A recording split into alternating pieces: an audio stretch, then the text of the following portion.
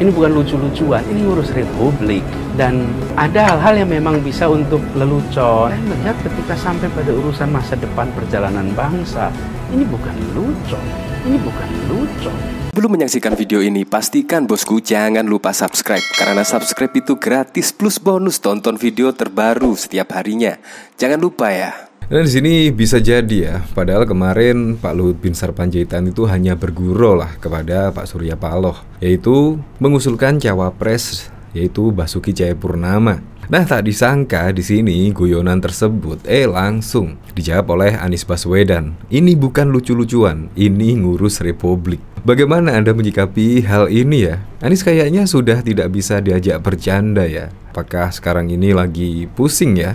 Apalagi juga di dalam survei yang beredar, tingkat elektabilitas Anies ya jauh lah, yaitu di bawah Ganjar Pranowo dan bahkan Pak Prabowo Subianto. Apakah sekarang ini sudah tidak bisa bercanda ya, bergurau ya? Padahal itu pun juga Ahok mau. Mungkin kalau beneran Ahok yang tidak akan mau lah, yaitu mendampingi Anies Baswedan. Tetapi dijawab Anies seperti ini bukan lucu-lucuan, ini ngurus republik. Nah, ini dari liputan6.com. Itu di sini calon presiden Anies Baswedan turut menanggapi soal opsi candaan Menko Bidang Kemaritiman Luhut Binsar Panjaitan yang mengusulkan duet Anies dengan Basuki Cahayapurnama alias Ahok kepada Ketum Partai Nasdem Surya Paloh. Tanggapan itu disampaikan Anies saat diwawancara program Point of View yang disiarkan channel YouTube Liputan 6 SCTV pada Minggu 14 Mei. Ketika ditanya sosok Ahok beserta kandidat lain yang dijagokan sebagai calon wakil presiden cawapresnya, Ahok baik juga, saya nggak ngira ditanya juga, jawab Anies saat wawancara.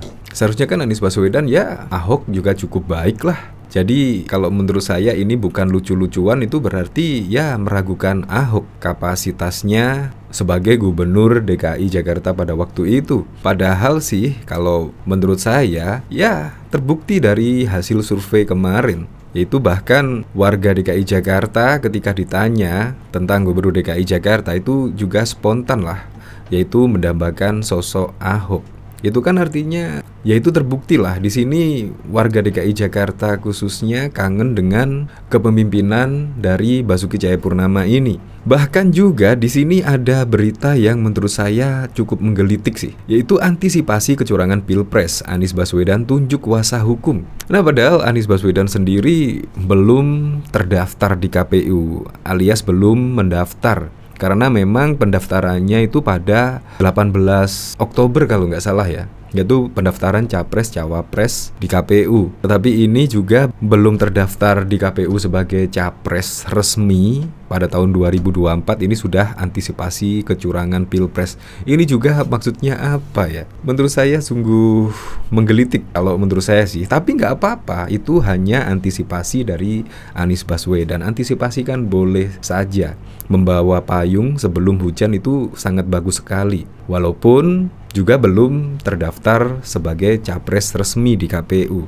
Dalam rangka mengantisipasi kecurangan pada proses Pilpres 2024, Anies Baswedan menunjuk tim hukum untuk mewakilinya. Tim hukum tersebut di Ketua Pengacara Senior DR Ari Yusuf Amir. Hari ini secara resmi saya diangkat sebagai Ketua Tim Hukum bakal calon Presiden Anies. Saya menerima amanah ini sebagai ikhtiar untuk membangun republik dan demokrasi yang bermartabat, kata Ari Yusuf Amir di Jakarta pada Jumat 12 Mei.